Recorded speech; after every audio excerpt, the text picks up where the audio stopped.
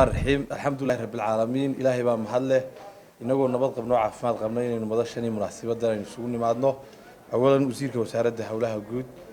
كرينتي يدوكا حلبان ياسين حاج محمود حلبان هذا كله أجاسمياش وجود لتريا مدحوينا رمها برشة مدحض قرنكا مدش شوكتا مريا هيد الدوريستا جماعتي السلام عليكم ورحمة الله وبركاته فرحad weyn bay tahay maanta inaan ka soo qayb galno munaasabadan aynu goobjoog u noqono ay labada mas'uul ee agaasimayaasha guud agaasimi guud ee hore iyo agaasimaha guud ee cusub ay xilka kula kala wareegayaan runtii agaasimi guud ee hore nin hawlkara oo shaqo hufnaan leh oo qarankan wasaaradda badan uga soo shaqeeyay muddadii uu shaqeynayay muujiyay shaqada qaranku waxay tahay saaxiibkii waan sii sagootinaya xilka qaranka ayaa sunnaha iska laakiinse waxaan sunne ahayn xisbinimada iyo kulmiyanimado halka xisbiyada dadku qaar waxa weeyaan xilku kulmiye ragga qaarna waxa weeyaan waa xilku kulmiye xisbi kulmiye waxaan u maleeyay Jamaal inuu xisbi kulmiye yahay oo aanu xilku kulmiye ahayn intiina aniga iyo isaga rag kale oo badani wax badan oo mas'uuliyiinta qaranku waxay u siman yihiin guud ahaan shacabka jamhuuriyadda oo dhan oo shaqooyinka qaranka ay ka shaqeynayaan qoladeeda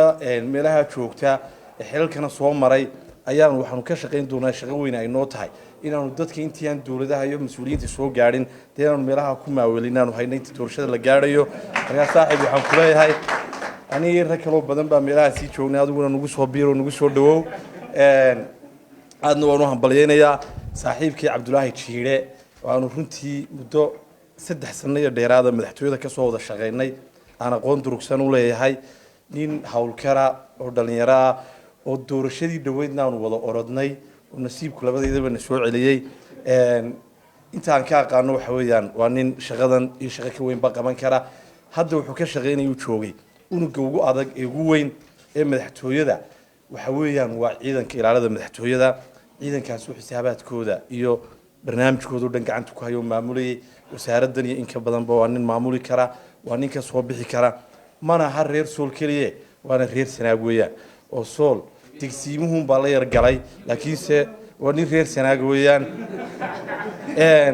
markii sanaag iyo sool laga yimaadana ilaa iyo dawlad deegaanka iyo jigjigana halkaas dawladdiisa hoose dabada ku haysaayo marka xaggaana waa nin ballaaran marka waa nin bariya galbeed nin kulmiye weeyaan waxaan kaloon ku faraxsanahay inuu maanta la shaqeynayo wasiir waaya araga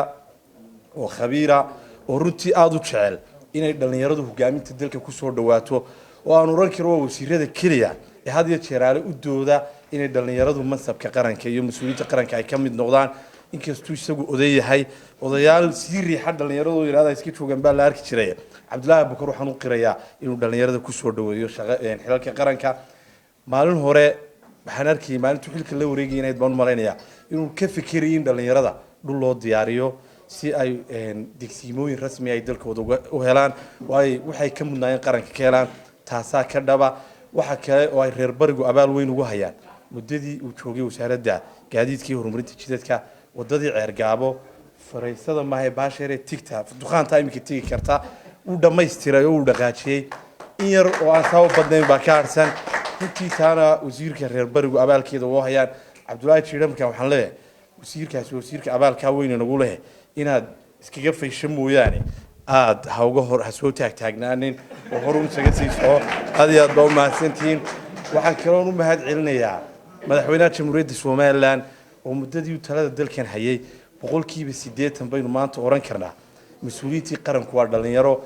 in badan baynu maqalay 70% dadka Soomaaliland jooga waa daaya marxatuun baynu ka hayno waxay ka fikiri jirtay dhalinyaradu goorma noqonaysa mustaqbalka Brito maalin walba waxa la dooranaya mustaqbalkii Bribaatiin laakiin madaxweyne Muuse Biixi wuxuu ka dhabeeyay oo xaqiijiyay inay mustaqbalka maanta ay dhalinyaradu yihiin madaxweynahana waan ku bogaadinayaa aad iyo aad baa mahadsantiin.